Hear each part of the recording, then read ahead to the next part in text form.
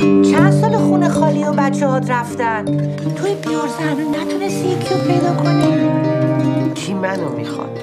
وضعت خوبه ها، هر روز بیرون غذا میخوری. شما همه زن و بچه داریم، این خونه‌تون غذای خونگی میخوریم. ماشین میخواستی؟ الان میگم یکی از بچه ها برسه. میشه شما منو ببری؟ من مهینم. منم فرامرزم. پس تو چراغا رو درست میکنی، منم برات یک کیک میپزم. من پیر شدم. هنوز خیلی کارا مونده که بکنی. خیلی کارا مونده.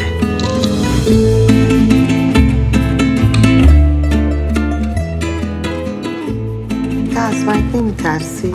نه، ولی از تنهایی موندن میترسم. منم از این میترسم.